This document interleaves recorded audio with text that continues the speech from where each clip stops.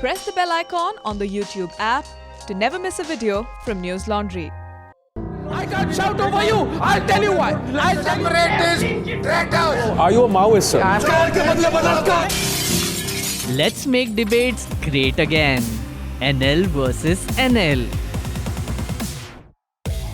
Hi, I'm Meghnad and I'm in favor of big government. And I'm Abhinadan Sekhri. I'm in favor of small government. So you want to go first, Meghnad? Absolutely. So first, to begin with, I would like to define what a big government is, because I think that's important. How I see big government.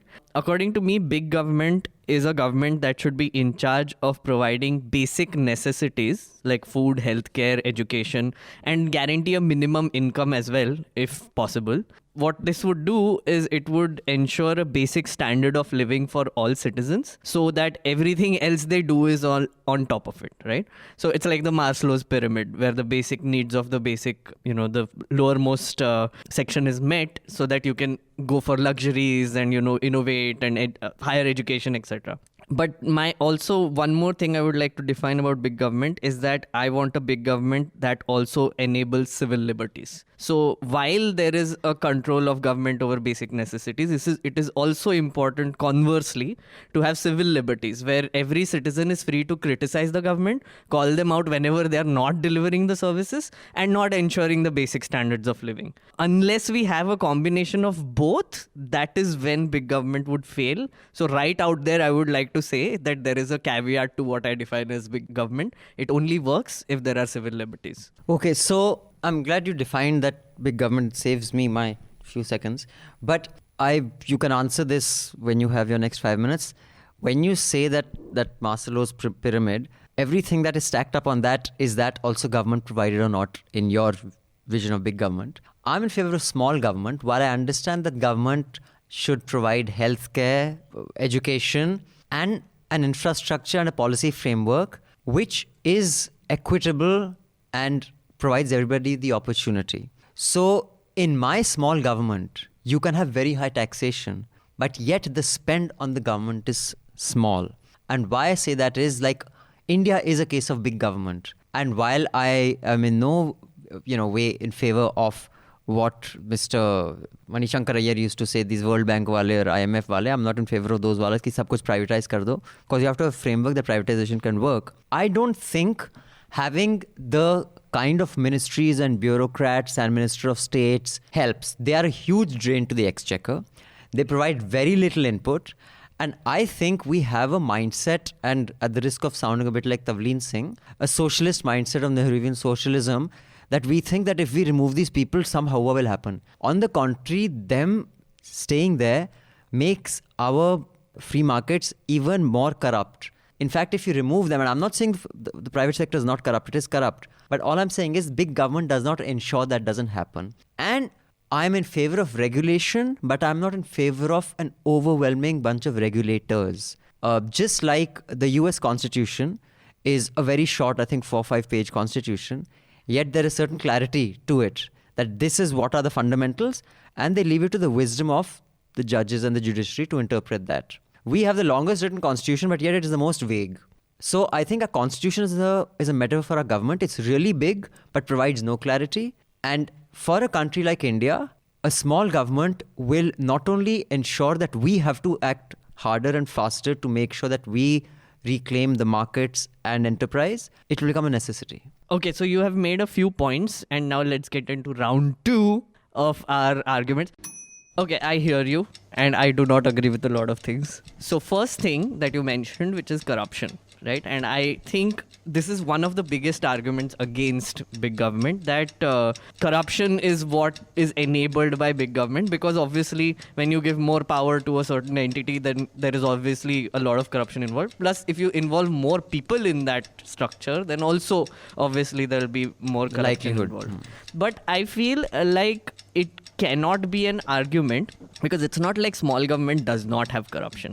You also mentioned that private enterprise also has corruption, so I agree that is a thing. But it's always a question of rule of law and justice, right? It should be applicable to everyone equally. That is essentially what the justice system should be. But right now, most of the corruption that is happening is related to crony capitalism. Basically, law is not applicable to everyone equally. So as a result, private enterprise is finding loopholes in this big government, and therefore this whole argument is coming in that corruption is a result of big government, right? So if you make your law and justice equitable, if you make it so that it is applicable equally, if you make the enforcement so that it is enforced equally, I genuinely feel the corruption argument does not stand.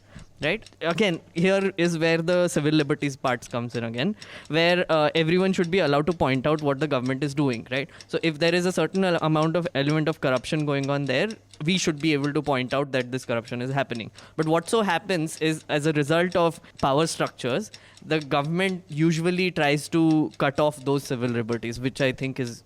One interjection is that when I see the fulcrum point of your argument is that there should be justice and equal opportunity to avail that justice. So would you say one can increase spending on courts by a lot, give judges, get 40 more judges, get people educated, have programs for the judiciary, but reduce government? Wouldn't that accomplish what you're saying? And I think the amount we'd have to spend to redo our courts all over the country, the high courts, from infrastructure to judges to, cabins, it would be a fraction of if we take that away from government as we know it.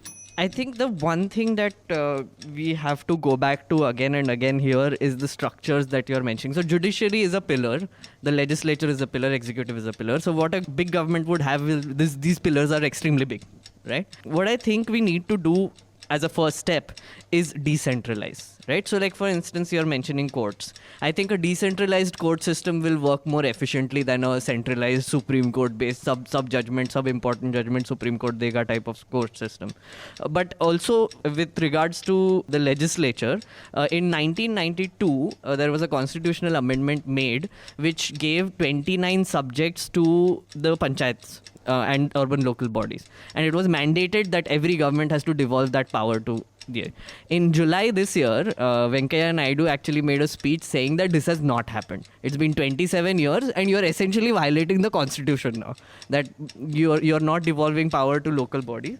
So when I'm talking about big government, we have to look at it from the lens of what it is doing rather than how it is structured. So what it is doing is ensuring a basic standard of living for everyone. But it doesn't always do that. The standard of living, I think, is ensured by the financial resources available to a nation and a society. The financial resources available to a nation and society, a part of it, and I think a smaller part, comes from government. But the majority of it comes from the private sector. And I think that is true the world over, especially for a country like India. And here context matters since we're both Indian, and I guess we both have India in the back of our head that when we're talking Hopefully. about India doesn't, it's not a Venezuela. Although Venezuela also, the big government, we saw what it did. But even when the Chavez years, when the going was good, it was because they have probably, I think, if I'm not wrong, the largest reserve of oil in the world. It's larger than Iraq also. So they have that resource that the whole world needs. Saudi Arabia can have, it's not a government, a big king who fucking decides everything from where you'll sleep, what you'll sleep, and who you'll sleep with, and how many wives you'll have. But so a country that doesn't have those resources, it doesn't work. Private sector has to be the one that provides it. Now, because economic arguments are often very difficult to prove the contrary, because that's happened, you have to create the same environment, same, like in the US, after Lehman happened, was the stimulus did work or did not? Depending on which economist you speak to, the ones who didn't want the banks to build out, they said it didn't work, see it still cost so much. The ones who said it worked say if it hadn't happened, this would have happened, but you can't go back to 2008 and then redo the whole experiment by it. So I think the closest we can do in today's day and age is China and Hong Kong. One country, two systems. Okay. China, in one sense, many would argue, and a lot of our country says, of course, our Hindu fanatics are a little nuts. They abuse communism all their lives, and then they say we want to be like China. And of course, they can't explain that conundrum. But China, mainland China, has institutionalized corruption at a level that I think nobody in the world has been able to do. Its human rights abuses are amongst the worst in the world. Absolutely. Big government achievement. Its treatment of the minority is the worst in the world. Big government achievement.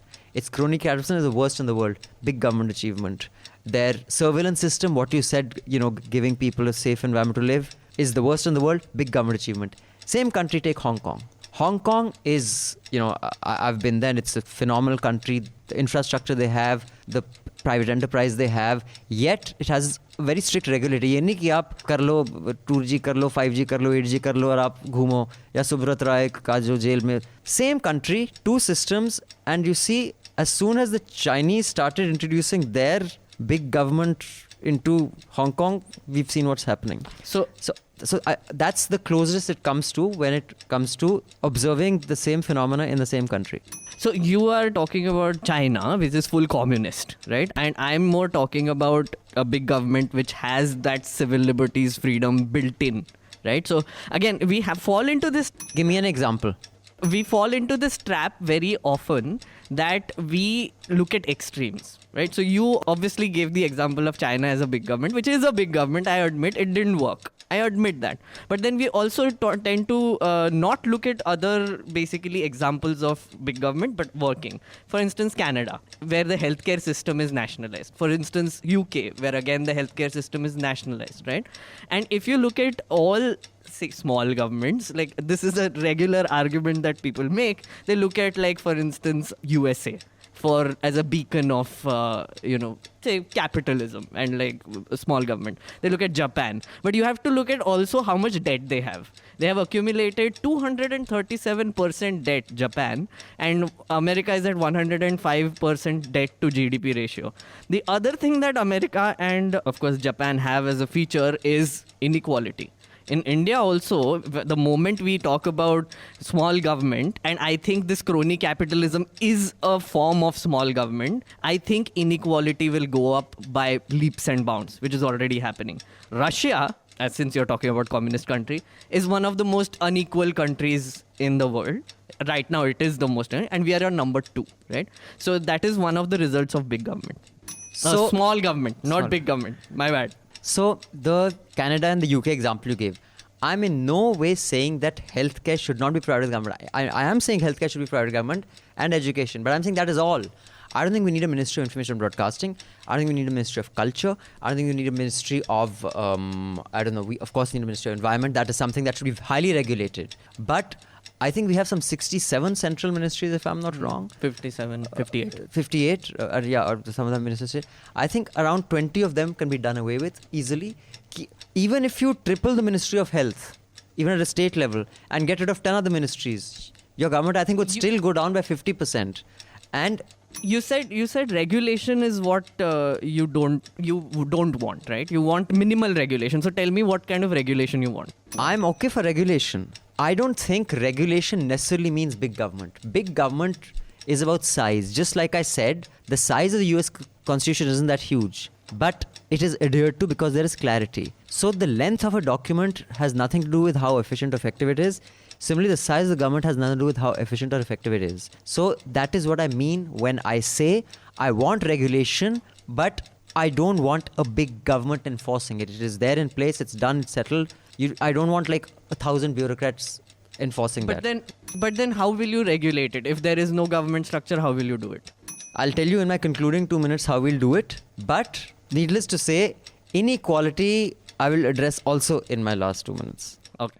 Now, when you talk about inequality, I think inequality in America is a problem, although it is way more than India. Inequality in India is more dangerous because I think inequality where you're poorest are getting 2,000 calories. They have 5 meters of cloth to cover their body through the year, and they may not have the healthiest of food, but they have a full stomach by and large. There is very little chance of that society becoming unstable. A society where even a smaller inequality, but where the poorest don't even have enough to eat, where there is no basic dignity, which is our case. Then you are completely fucked. So inequality also, I think, has a context of what is the scale, at what level are you.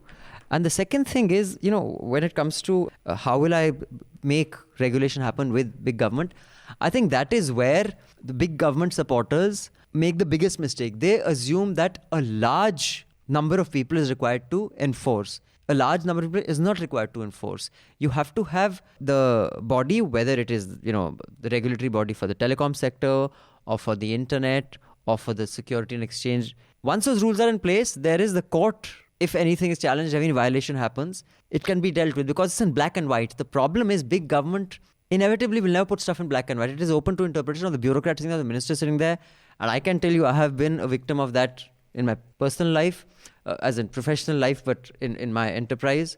So, I mean, if I were to I have few seconds left. If I were to just sum up the misconception that big government supporters do, which you are also doing. You assume to enforce regulation, which is important. I'm an anti-regulation libertarian.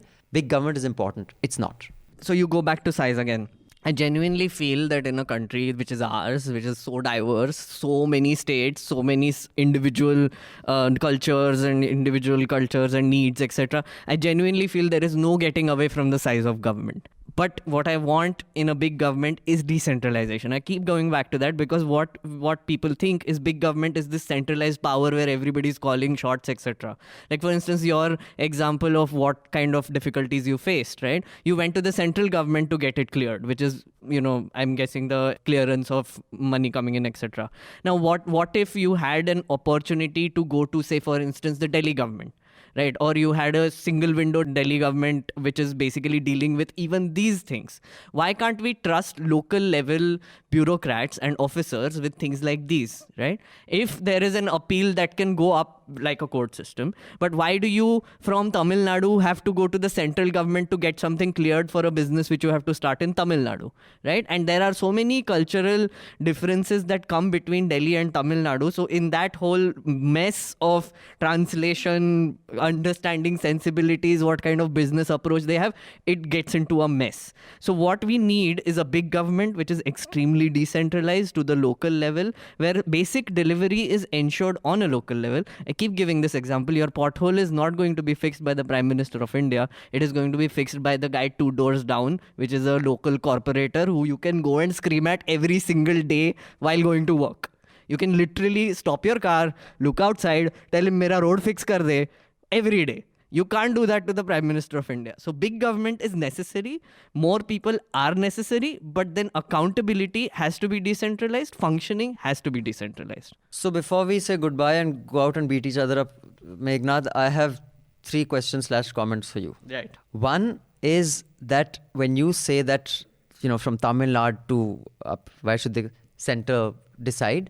Yes, there are certain things like whether this pavement, the master plan of this city, that state in any case decides. But there are certain things that have to be decided uniformly throughout the country. Otherwise, the country would go into a tailspin. So how do you ensure that? That is one. Secondly, when you say a big government has to be regulation has to be manned by more people, and therefore why can't you go to Delhi? Are you assuming that people at state level are more honest than bureaucrats at state level are more honest than bureaucrats at central level? It is the same bureaucrat. I think that is a bias sweeping in because you are an aptard and you hate Modi. Thanks, man. And I don't have a third comment. My third comment is Dubara. Says the guy who started up, okay? So it was instrumental in starting up. Mere ko sikha rahe ho, ruk jao. All right, I have 2 questions now. 3 questions actually, or more comments. I'm going to turn my comments into questions now. So, like a good debater. So you said that the regulation has to be uniform. Why are you so opposed to the fact that regulation might be uniform, but enforcement can be decentralized? Regulation has to be uniform, of course, to make some sense of it, but enforcement has to be decentralized. The second thing you mentioned about state level babus, etc. Are state level babus more corrupt? Of course, they are. Maybe probably more corrupt. But can you also deny the fact that तुम्हारे घर का corporator तुम्हारे घर से पास रहता है and he's more accessible or not? Because you can't go to a finance ministry and scream at them, but you can always go to a corporator and a MLA and scream at them.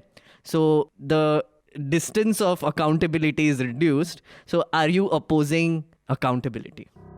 So, Abhinadan, how does it feel to have a conversation and not fight? Maza nahi aaya. When I tried to kick you in the shin, ye table mere joote pe lag gaya. I think I'll have to go for a run-up debate. Maza nahi aata. GD Bakshi ko leke Have to. But GD Bakshi can maybe not argue about big government and small government. Doesn't matter. No one is listening.